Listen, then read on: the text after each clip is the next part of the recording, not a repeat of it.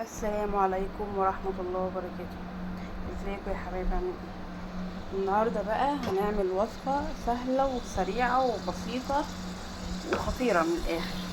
بص، انا هنا قريت الحلة عندي عشان نشوف المكونات بتاعتنا، وحطيت شوية سمنة بلدي وشوية زيت.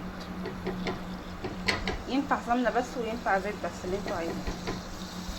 بصوا بقى هنا، اكيد طبعا بصل كتير، اكيد ايه كده عرفت هنعمل ايه. كباب حلة. بص، هبدأ بقى انزل بالبصل كله هنا.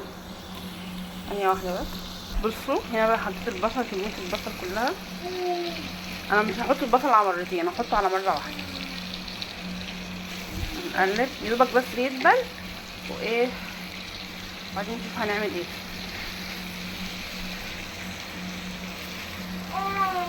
بصل بقى كتير، ده كله هيكش دلوقتي.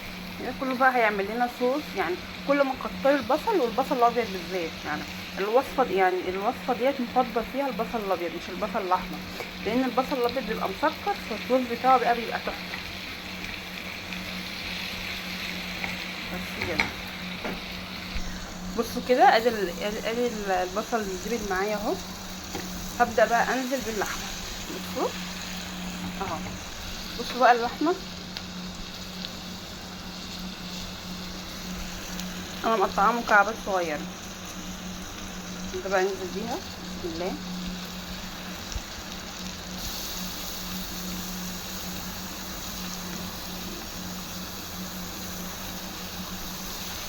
ده بقى ايه، بسم الله كده، بسم الله الرحمن الرحيم. ابدا بقى كده اقلب. ابدا بقى اقلب الكلام ده كله مع بعض.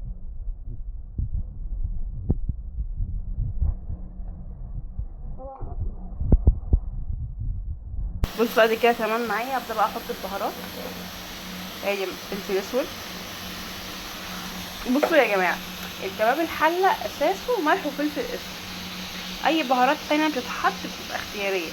انا هحط ملح يعني هحط اللي عندي.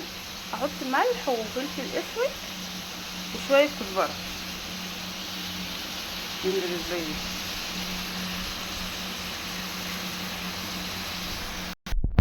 بصوا كده، وحطيت هنا شويه ايه، حبهان. بس كده ايه، خلاص. ده بقى اقلب ده كله مع بعضه. هي بقى اللحمه هتبقى تنزل ميتها والبصل. احنا مش هنحط ميه دلوقتي، بس احنا هنحط بعدين. بس ايه، اهو. بص كده، تمام كده. كده هي تمام قوي.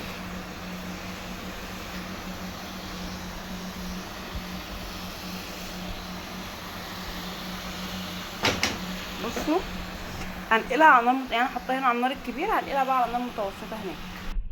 اهو بصوا، انا هبدا بقى اسيبها لما يكون البصل ينزل ميته، وبعدين ارجع اوريها هي كده اصلا عموما الاكله خلصت. هتشوفوها دلوقتي لما تطلع تبقى عامله ازاي.